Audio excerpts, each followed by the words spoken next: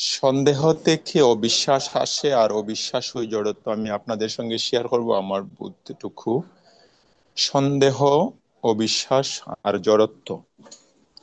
আমরা সন্দেহ বলতে কি বুঝি, অবিশ্বাস বলতে কি বুঝি, আর জড়ত্ব বলতে কি বুঝি? জড়ত্ব হলো জড় পদার্থের মতো, যাদের চোখ নেই, চলতে পারে না, জ্ঞান বুদ্ধি নেই, বুঝতে পারে না, নিজের সম্বন্ধে যাদের কোনো আস্থা নেই, অনুভূতি নেই, সেটা হইল জড়। তো সেই সেই জড় বা জড়ত্ব আসে কিভাবে? অবিশ্বাস, অবিশ্বাস থেকে বা সন্দেহ থেকে। সন্দেহ এবং অবিশ্বাস একটা মানুষকে জড় পদার্থে পরিণত করে দেয়। তাহলে এটা খুবই দূষণীয় এবং পরিত্যক্ত জিনিস। এই সন্দেহ এবং অবিশ্বাস বলতে আমরা কিছু রাখবো না। তো অবিশ্বাসটা কেমন করে হয় বা সন্দেহটা কেমন করে হয়? যেমন আমি আহ, নিজে নিজে প্রায় সময় চিন্তা করি, আমাদের অনেক গুরু ব্রাথা আছেন, ওনারা আহ, খুব ঠাকুরের নিবেদিত প্রাণ, খুব সময় দেন, চর্চা করেন, ঠাকুরকে নিয়ে ভাবেন, ঠাকুরকে ধরে অনেক সমস্যার সমাধানও হয়েছে। তো ঠাকুর আসলে সবাইকে সব সম্পূর্ণভাবে সম্পূর্ণ হতে দেন না নাকি, এমন একটা বিষয় হয়। যেমন একটা পরিবারের মধ্যে যদি 5 জন 10 জন, 3 জন মানুষ থাকে, দেখা যায় একজন মানুষ ঠাকুরের প্রতি নিবেদিত প্রাণ, আরো 2 জন একটু ঢিলে ঢালা মন মানসিকতার থাকে। এই সব মানুষগুলো, পরিবারের সবাই যদি একে অন্যের পরিপূরক হয়ে, ঈশ্বরের শরণাপন্ন হয়ে,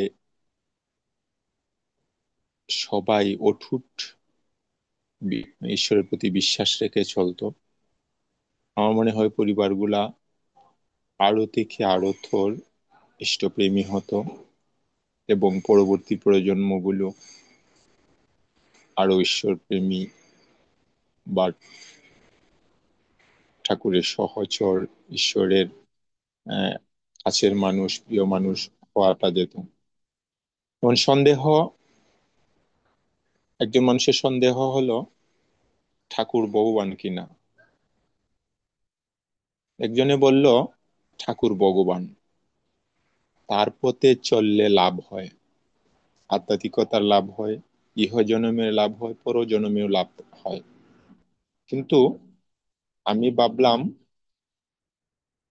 কি করে হয়? ঠাকুর কি সত্যি ভগবান কিনা? তাই ঠাকুর যত ভালো কথাই বলেন না কেন, সেসব শুনে আমার কোনো লাভ হইল না। সারা জীবন এইভাবেই চলে গেল। এখন আমরা প্রত্যেকেই সংসারী জীব, ছেলে মেয়ে সবাইকে নিয়ে আমরা থাকি, বাবা মাকে নিয়ে একই পরিবারের মধ্যে থাকি।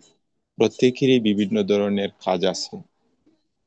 এখন বাবা ছেলেকে যদি সন্দেহ করে, ছেলে বেশি খরচ করে, বা কোনোখানে সে অপ্রয়োজনে অপ্রয়োজনে নিজের থেকে অপচয় করে, তাইলে এই যে বাবা ছেলের মধ্যে একটা স্বাভাবিক যে আহ, একটা সন্দেহ, সেই সন্দেহটা যদি একে অন্যের পিছন পিছন বা আদেখা না বলে সামনাসামনি যদি বলা যায়, বাবা তোমার এই চলাটা আমার মনে হয় শুধরাইলে ভালো হইতো, অপ্রয়োজনীয় ব্যয় করা বা প্রয়োজন ছাড়া কোনো কাজ করা, এটা আমার পছন্দের নয়। তুমি আমার সন্তান, আমি চাই তুমি সব সময় ভালোর সঙ্গে যুক্ত থাকো। তাহলে হয়তো বা ছেলেটা শুধরে নেবে নিজেকে। আর ছেলেকে এইভাবে না বুঝিয়ে বাসা বাড়িতে গিয়ে একটু রাগান্বিত হয়ে ছেলে ছেলেকে ধমকিয়ে বললাম এই করো সেই করো, এভাবে কি সংসার চলবে, কি হয়েছে কি হবে, এইরকম শাসনে কিন্তু আমাদের বিরূপ প্রতিপন্ন হয় প্রায় সময়। সেটা মেয়ের বেলাও হতে পারে, স্ত্রীর বেলাও হতে পারে।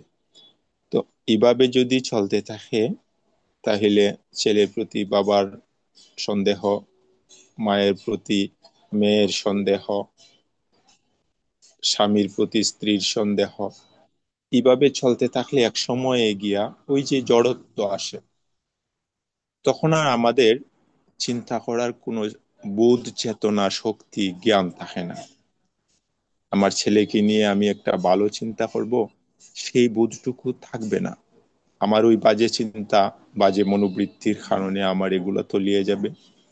আমার মেয়েকে আমি সঠিক ভাবে বুঝাতে না পেরে তাকে ধমকি দেওয়ার কারণে সে আমার অবাধ্য হবে। যখন অবাধ্য হবে, আমার কথা শুনবে না, তখন আমার নিজেকে অসহায় মনে হবে। স্ত্রী যখন আমার কথায় থাকবে না, তখন নিজেকে পৃথিবীর অবাচ্য জীব বলে মনে হবে। তখনই নিজেকে বোঝা যাবে যে এটা সংসারের একটা অবাচ্য জীব আমি। ওই যে যে চলতে পারে না, যে বলতে পারে না, যার কোনো ভালো জ্ঞান নেই, যার কোনো মন্দর আহ, ধারণা নেই, ওই একটা জড় পদার্থের মতো আমরা হয়ে যাই। তাই সন্দেহকে হৃদয়ে পোষণ না করে আমরা যদি একে অন্যের সাথে ভাগাভাগি করে, আমার মনে হয় না ভাগাভাগি করে নেওয়ার পরে আহ, কেউ শুধরাবে না, সবাই শুধরাবে। সবাই চায় নিজেকে ভালো মানুষ করে জগতে স্বনামধন্য মানুষ হিসাবে থাকতে। আমাদের পরিবারেও অনেক সময় এমনটা হয়। আমি সবার সর্বাঙ্গীণ মঙ্গল কামনা করে। আর আহ, এরকম যদি আমাদের পরিবারে কোনো সমস্যার সম্মুখীন হতে হয়, তাহলে ঠাকুরের ভাবধারায় যেন আমরা একে অন্যের পরিপূরক হয়ে সমস্যার সমাধান করি। সবাইকে আনন্দিত, জয় গুরু। জয়গুরু। জয়গুরু আমাদের উম জয়গুরু আমাদের সুচিতা।